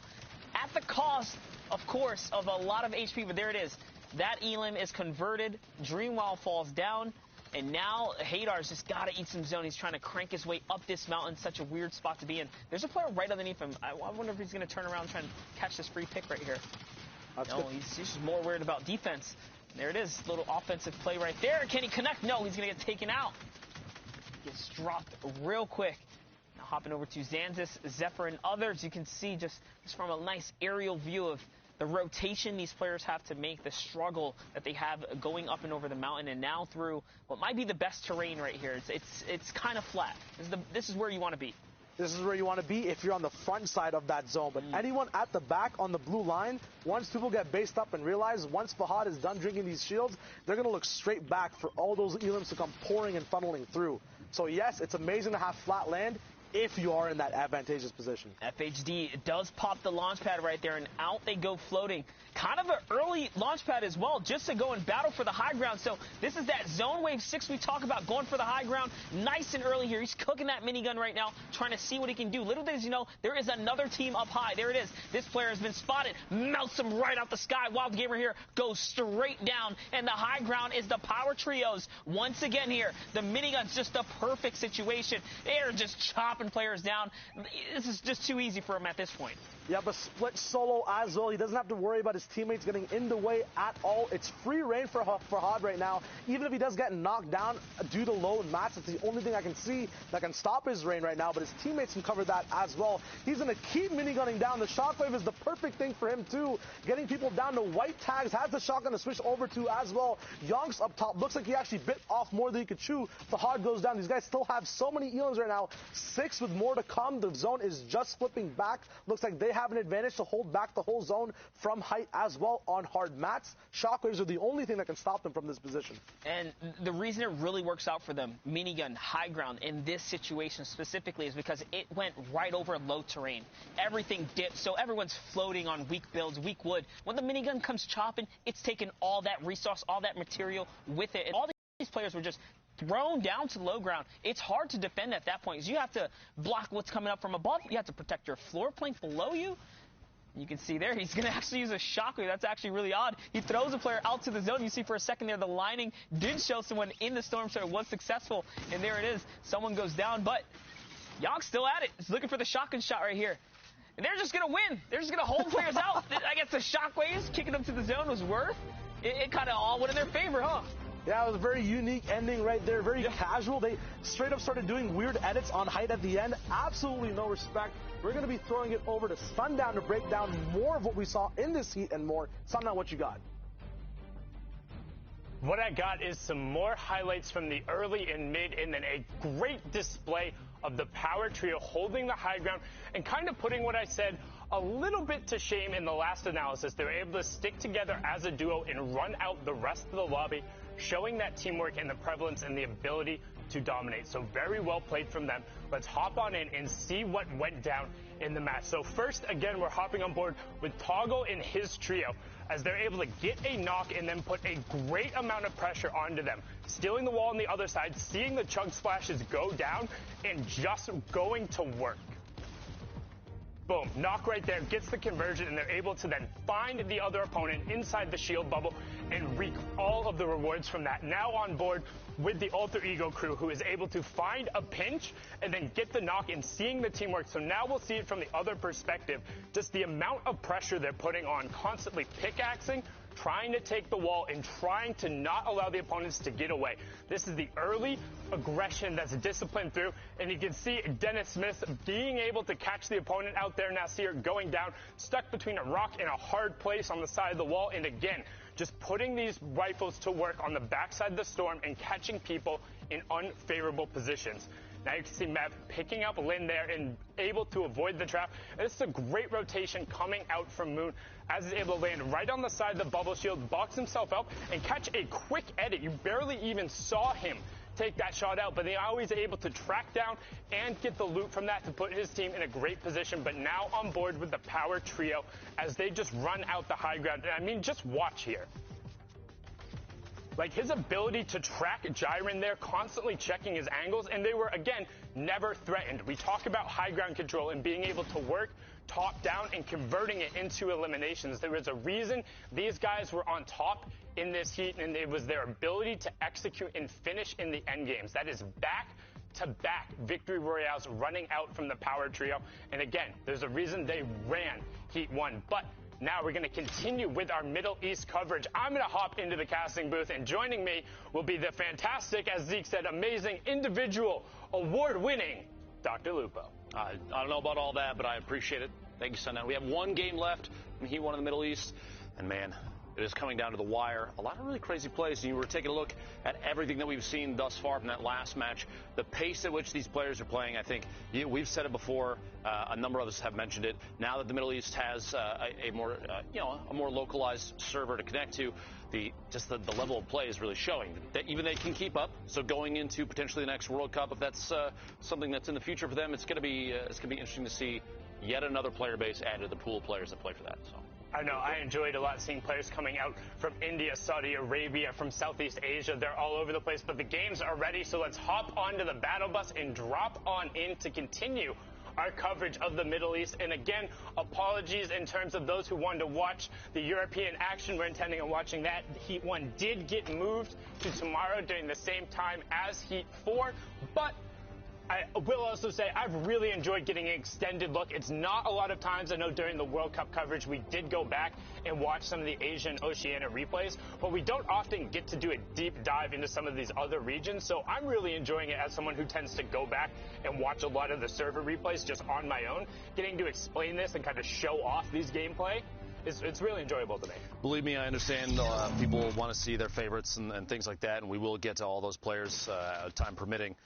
You have to realize, though, this being Middle East's first opportunity to play in a competitive event like this, it is big for everybody involved. And if you see in the top left right away, Klops and Fiesel full elim'd off the bat.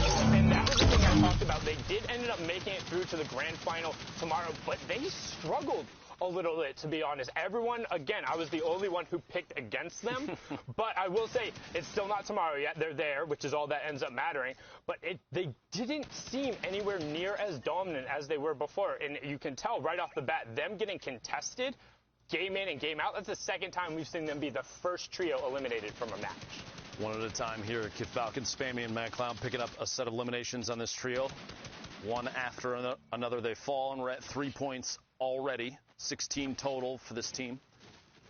And that's really just tends to be a case of when you lose the quick gun races at the start. Sometimes it's just unfortunate it doesn't go your way. Like you think, oh yeah, like I got attacked, that's great. But if 3 other people have rifles and you're out in the open, like no way you've gotten more than, what, 30, 60 mats tops? Like they'll burn through that real quick. So it's just situationally getting the right gear at the start and then finding ways to either avoid or take the fight. But the GE boys cleaning that one up there. Good pickup here, too. They own the remainder of Shifty Shafts. Meanwhile, up on top of the floating island, Aga, Yagami, is hanging out, farming through everything that they can up here. Not easy to jump off just yet, although it is a slightly...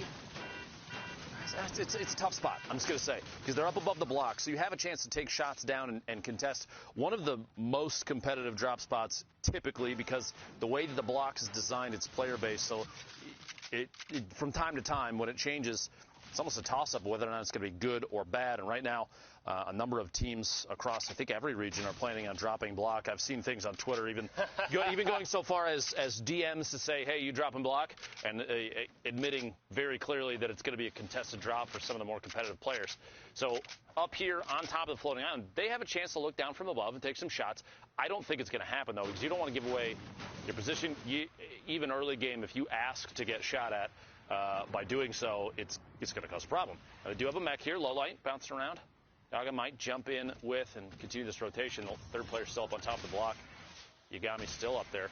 They have the tornado into the block. They have an opportunity to rotate off of that. You know, it's basically a free launch pad. Nope, pressure time it is. Engaging and pushing forward. Rockets out from the mech. The Brute, 2 trios inside here at the block. It would not surprise me if all 6 of these players, given the chance, just turn and beam this thing into the ground. Yeah, I mean, generally what you see in the trios format in particular, and even in solos, if there's a mech in play, everyone's like, no, you don't get that advantage. It needs to go right now. But right out the way, you can see that's 2 different 50 shield tags going through, and they're getting aggro, even getting close enough to try and get some stomps, and the shotgun damages. Ours gets picked up by that, and that is just a brutal way to go down. And unfortunately, these teams are being engaged by it, and it seems to be this is one of the times. So mechs in trios, like I know there's a lot of people who are against it. There weren't a ton of times where they were like very overwhelming. This is one of them. This is when you can get them in high ground in the late game and have them be protected. And I'm talking about at the highest level. I'm not saying that, like, yes, people can't run around and it gives you a massive advantage because we've all been subject to this and it's not fun. With that being said, at the absolute highest level, normally you see the players able to find ways around it. But if you're already engaged in a fight and a brute ends up walking out, good luck. Like, you're not, what are you going to do? Stop fighting the people who are immediately against you? No, because they're not going to stop fighting. It's basically just, you're stuck with no good choices in that circumstance. Or some of the end game clips, I know Elocrats and Thomas did it in the late game, but they got two brutes up on the high ground where everyone else was just boxed up and had to worry about transition, and then they pulled zone. And it's just like, you don't play against that. Good luck. 4 eliminations. Low light, Gaga, Yagami now technically have both the island and the block. They pushed the remaining player. I believe just one made it away on rotation out to the southwest there. So they essentially picked up 2 solid POIs with 1 mech, just because, especially this block, you had all 6 players were based inside that structure in the middle. So a lot of the line of sight to take shots at this mech, it was already blocked, which gave them the chance to just push in, start stomping, dropping shotgun shots and the rockets out as often as they can. I was on a big swing. These guys are already in a great spot. Yep, and now you get the rotational tool as well. They didn't even lose a ton of damage on the mechs, and it's kind of one of those things where you talk about the inherent weaknesses of it. While there are some, we're effectively covered in this engagement. There was absolutely no way the brute was not walking away from that successful, simply because the few opportunities that would have been there, the only way they could have possibly maybe have gotten out of it is if one of those people had decided or landed on a boogie bomb.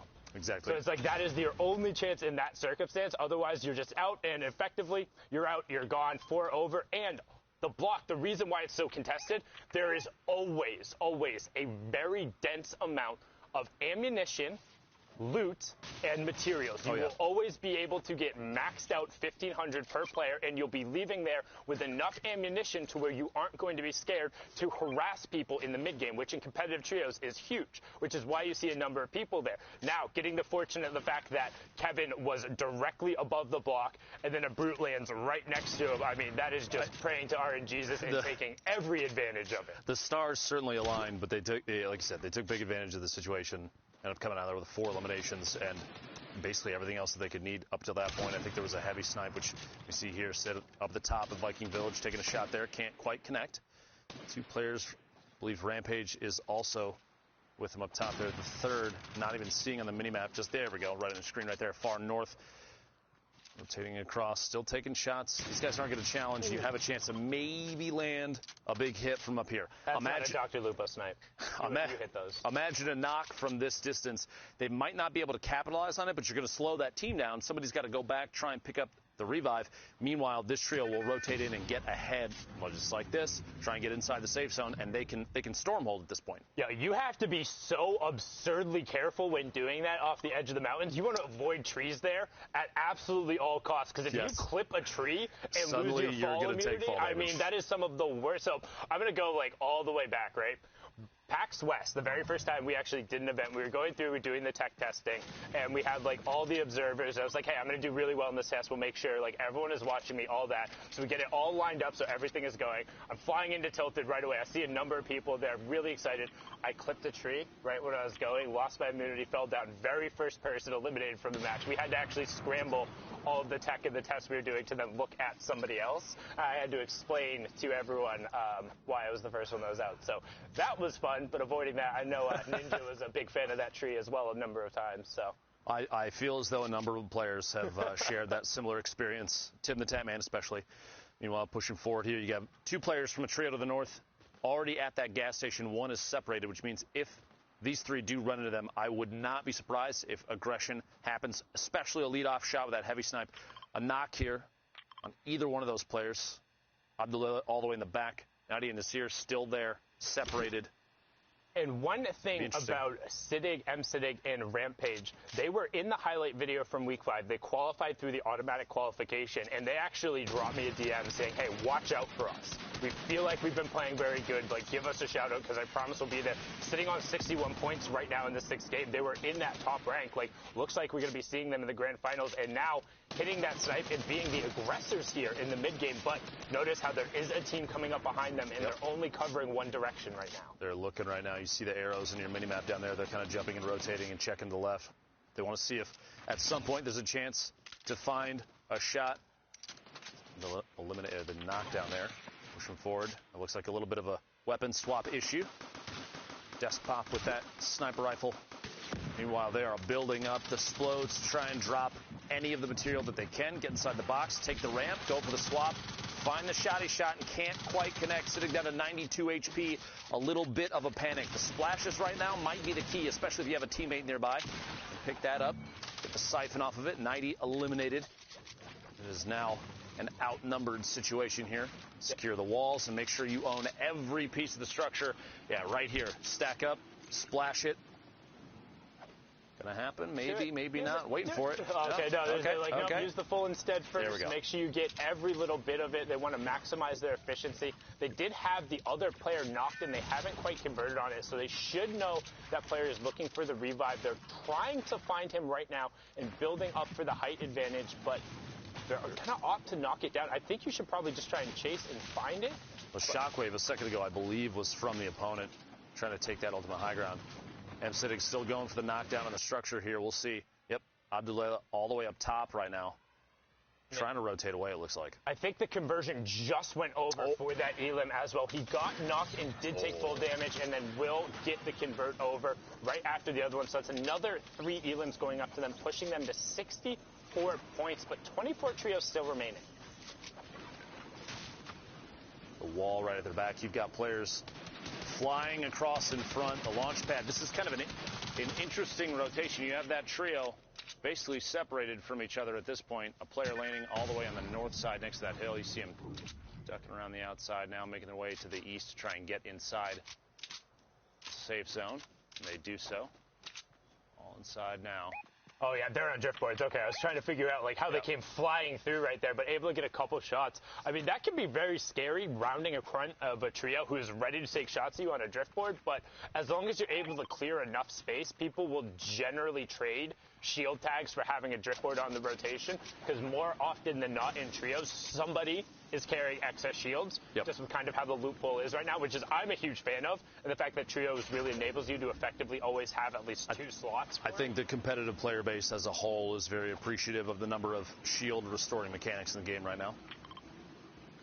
123 builds in the inventory, 24 trios still remain. We have a minute 15 until we make our way to the 4th circle. It's like a far northeast push from where we currently are, the safe zone in the bottom right corner of your screen there. Making moves, the marks basically communicating what may or may not be the best call. They're going to build up for just a second. They've had pretty decently far storm rotations from them too, right? Like the zone hasn't been doing them a ton of favors, but meanwhile though, you remember that, I wonder how that mech team ended up doing, because everything ended up pulling towards north, so they should have just been set to be running wild, but haven't seen a ton from them. Their best bet at this point may be to take, if they still have the mech, find a hill, build up around it, and protect it for late game. And that might be exactly what we're looking at right there. Yeah, in fact, minimap that's the same color as the team earlier that was on the island and dropped down into the block. So they are still up there. I'm assuming still with, actually, there's no mech on the minimap, so it may be gone now. Moving forward here. 18 seconds until this circle starts to push. Team up on the hill, they're going to have to move soon. I'm assuming a launch pad or something up there. Otherwise, they're waiting maybe a little too long to make movements at this point. Well, you can, as long as you're not on, like, the far side of that zone, you can outrun it, but that's just always terrifying. Like, even this, to me, is a scary rotation, because you look at the number of old builds that are there. Luckily, on the bottom of the map, you know, since you're marking the edge of the zone, there's only really, like, well, they don't know this, but we know that there's only one team who's realistic in between there. But passing all of these old builds is terrifying. You can see the driftboard team on the purple coming in, as well as that other team who is on the high ground, seems to be making a launch pad rotation since they are so high up and flying at a consistent speed. But as that circle is encroaching, expect Cidic, M-Cidic, and Rampage to run into a little bit. Oh, here they are, boxed up in the mech. They do still have the mech. They do still have the mech inside the zone now. No reason to leave that just yet. Basically going to wait for an opportunity to drop some rockets. That's exactly what they're doing. The shield bubble enough to save that team over there, but it doesn't last forever. We'll have to see if they opt to take more shots in a second. Meanwhile, very aggressive push in the top left here, making their way inside, owning the box, and Monksy goes down. Elimination there, putting them at 4 total, 65 points right now. You have to remember, top 15 placement, so placement points start to come into place. We still have a handful, 8 more teams, 8 more trios need to go down before that even becomes a thing. Yeah, I mean, it's just so much so to get there. You can see Monksy was the solo pushing us into top 23 duos. So only 5 trios have actually dropped over the course. And it's 9th through 12th. We'll be getting that first round of placement points. 5th through 8th getting the next. 3rd and 4th will receive one. And then 2nd gets a bump. So honestly, to me, 2nd place, it feels like a little bit better in the trios format when you get there, but at the same time, it makes that final fight just that much more important. Always being a 4-point swing. Like, yeah, you get the bonus because you were in 2nd place, but you know it could have always been that much more. And right now, these guys have priority on the near side of the zone, but there's a number of teams who pulled slightly better and some great dinks right there. You can see the headshot go through, but not a full shield break, only getting the 62 and then an immediate cover from the teammate. If you look at the next safe zone, too, a large portion of it is centered over the water, which, if you get caught out there, low builds or no builds, it's going to be like shooting fish in a barrel. The fact that you have to jump and hop slowly across the water, you don't run nearly as fast. You're basically exposed. It's going to be a tough spot if there's anybody over there. I would expect that northeast side and the west side are going to be completely chock full of teams. Players are going to try and avoid minus whoever that is in the bottom right, the southeast side of the next safe zone. They're just going to own that right now. There's no need to move too far. They're even on the slowest edge of the circle. They can just kind of wait and see who may make their way down the hills in towards this river. So in particular, because this is zone 4, which means zone 5, the next one is going to be the half in, half out. Yep. So you don't want to be central on the next zone. When this one closes, you're banking on it being on the outside edge. If you're central, it's guaranteeing a short rotation, but that you have to move. If you're on the outside edge, there's a chance. Yeah, there's a chance that you pull zone and that you have a big opportunity to catch people in that rotation. Because going from far side there into the half and half is brutal if you don't have the correct amount of mobility, or it can even then just be bad because of sight lines. Like, we've seen people get beamed making regular launch pad rotations. Now, to no one's surprise, the inventory of the power trio, specifically, we had Fahad up there for a second. I would assume everybody's inventory on this team is absolutely stacked. You've got pump shotguns basically all around. I saw 2 launch pads in Fahad's inventory. An RPG yet again. This trio seems to pick up some of the best loot every single game, which will help them consistently climb to the top. Now, loot's not a guarantee. Don't take it the wrong way, but it absolutely does help when you're looking at players like this, NM7 as well, all 3 of them. No eliminations yet, but 71 points literally proves the last 5 games for this trio has been through the roof. They have been just destroying. And they just pulled zone. Look at that bottom right-hand corner. You can see the 2 orange triangles and then that 1 white. They pull zone. They have the stinks. They have rockets. They have a minigun. They have every single part of an arsenal you can want. But right now they are being challenged. You can see trying to get the wall back right away because they know they're on edge of zone. Good rocket away. And Mansour catches that one with his teeth. There was another damage tick over as well. But Power able to catch himself before. And now you get more loot to work with. Those are excess builds. So what can you do? You're already in zone. Build up with that extra material, do the Tifu special, build up a massive tower, go back down, and then mark yourself back up. That's the 2nd elim. You talked about it right there. We still have 7 more trios to drop before placement points end up coming through, but these elims are going to go all the way through. 4 more trios now. We're at 19. Look at it. It's top 12. Sorry, it's top 12. Yeah, they're 9 to 12. Yep. No, it's all good. It's it took me forever to get used to the new trios one because there was an extra scoring threshold going through. So when I was counting through and calculating, it always took me forever. But Toggle is somebody who's been impressing me a lot. He's been in a number of our packages just as an individual player, making some great plays. So shout outs to him for again making it into